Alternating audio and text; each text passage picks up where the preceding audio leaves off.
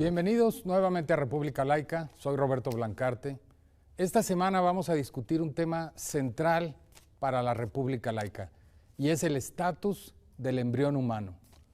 Un tema que tiene vinculaciones con la investigación científica, tiene vinculación por supuesto con la vida y tiene vinculación con muchos otros temas de nuestras formas de sociabilidad y nuestras formas de entendernos como nación.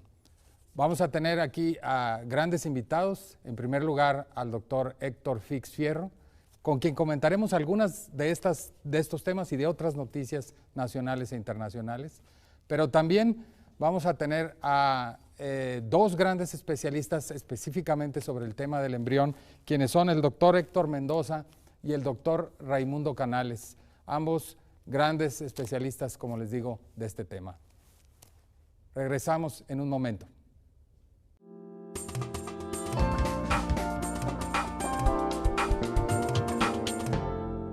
En México, 18 constituciones locales fueron modificadas para dotar de derechos al ser humano desde la concepción o fecundación. En 1989, Coahuila. En 1994, Chihuahua. Morelos y Baja California se unieron a esto en 2008 y en 2009 otros 14 estados de la República. Términos de la legislación civil en México. Puebla y Coahuila señalan el cuidado del ser humano durante la gestación. Quintana Roo y Jalisco describen que la niñez empieza desde la gestación. Por otro lado, Tabasco menciona que puede reconocerse al hijo que aún no ha nacido. En cambio, San Luis Potosí considera concebidos los embriones de reproducción asistida. Por otro lado, Querétaro equipara al embrión como una persona. Países que permiten y prohíben el aborto. No permiten abortar en ninguna circunstancia, 3.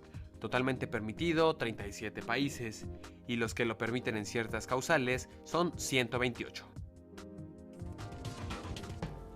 Estamos entonces con nuestro invitado de lujo, el doctor Héctor Fix Fierro, quien fue director del Instituto de Investigaciones Jurídicas hasta hace pocos meses, y que nos va a ayudar a comentar algunas noticias precisamente que tienen que ver con algunos de los temas de actualidad. Uno que me gustaría comentar es que la Suprema Corte de Justicia de la Nación abre la puerta, según un medio, el periódico La Jornada, para que el divorcio se dé como en el Distrito Federal, puesto que nada más en el Distrito Federal se permite el divorcio sin causa necesaria. Y esto, dice, al resolver ayer una contradicción de tesis entre tribunales colegiados, los ministros analizaron los códigos civiles de diversas entidades del país en los que están vigentes ambos modelos de divorcio. ¿Qué opinión te merece esta lógica? Yo creo que un tema en cualquier estado federal es qué tanta uniformidad o diversidad debemos tener, ¿no? Yo creo que ese es el punto en el que giran todos los sistemas federales. En algunos hay mucha más uniformidad, al menos legislativa, y en otros se permite pues mayor diversidad según el número de estados o de provincias que existan. El problema es cuando se da algún conflicto, ¿no? Que unos digan, a ver, ¿cómo es posible que en el estado de Chiapas hay una ley diferente que el estado de Baja California? ¿Bajo qué criterios tratamos de encontrar una solución entre los distintos modelos legislativos? Aquí yo no conozco la resolución de la Suprema Corte, pero imagino que en el caso nuestro, pues el tema tiene que ser alrededor de algún concepto de derechos, ¿no?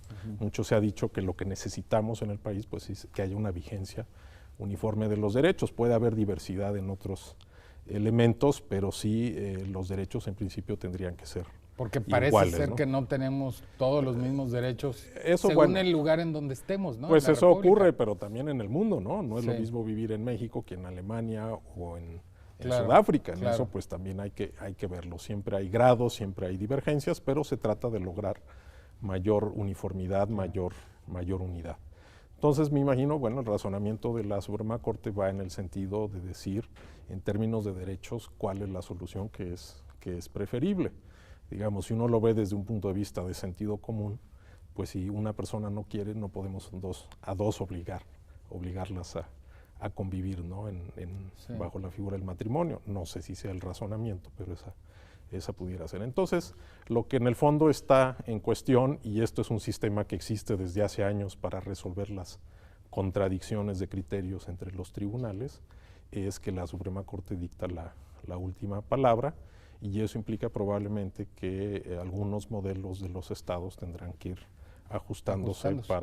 Para responder a ese criterio. De hecho, creo que es lo que ha estado sucediendo con el tema del matrimonio homosexual, ¿no? De alguna manera. Y no sé si en cierta medida hay una complicación con el tema de interrupción voluntaria del embarazo o el aborto en distintas Pues sí, causales, bueno, ¿no? en la medida en que la materia penal, que es donde se ha regulado, pero yo creo que la regulación es más amplia que la penal, hay temas de salud y otros, Sí.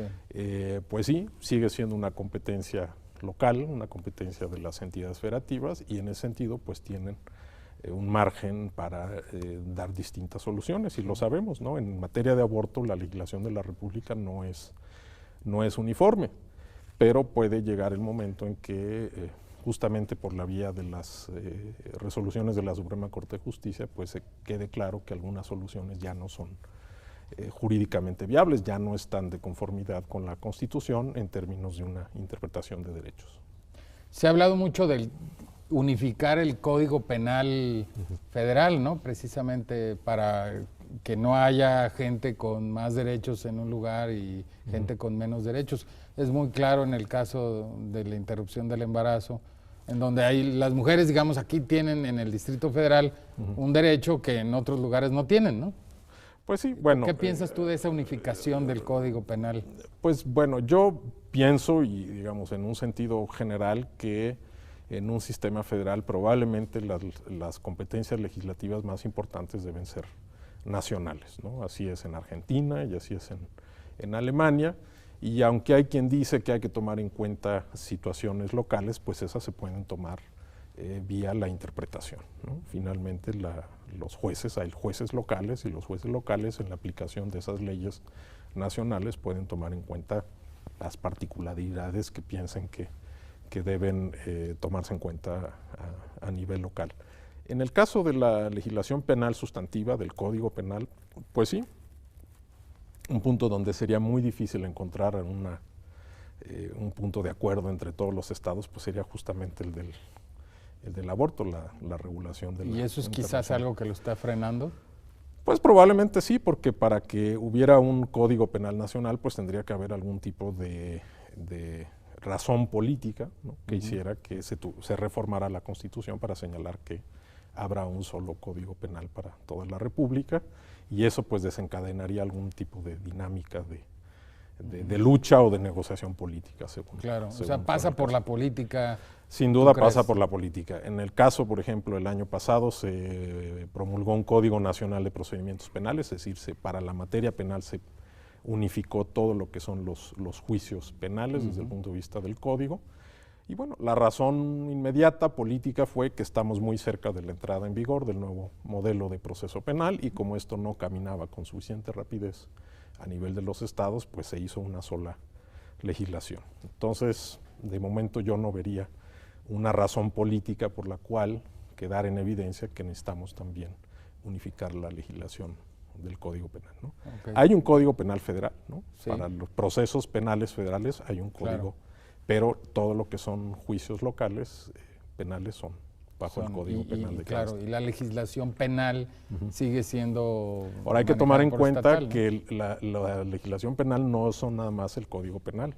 Ajá. Hay muchas leyes, ¿no? Lo que se llaman delitos especiales, Sí. que están en otras leyes que no son el Código Penal, y también tendríamos que reflexionar qué hacemos con todos esos delitos, ¿no? Claro.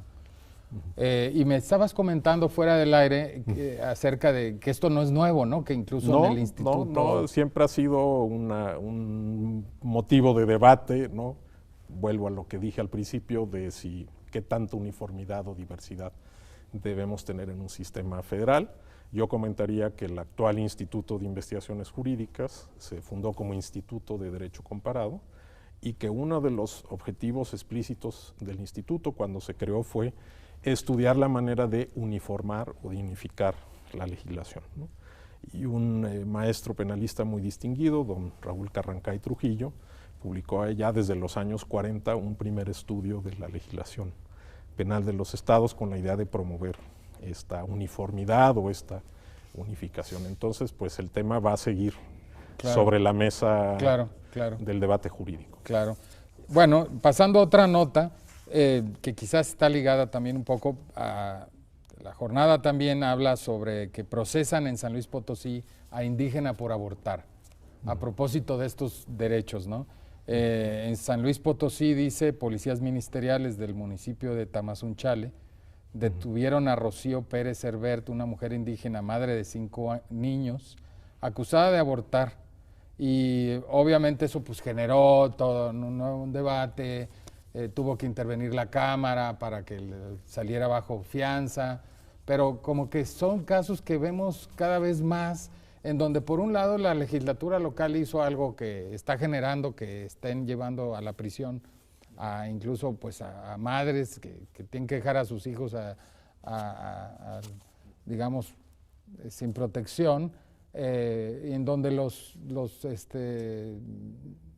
miembros de la Secretaría de Salud o de personal médico que atiende ya se convirtió casi en Ministerio Público, ¿no? Y está teniendo que intervenir la sociedad para revertir caso por caso, cuando tienen suerte de que la sociedad intervenga en estas situaciones, ¿no? ¿Cómo ves tú eso?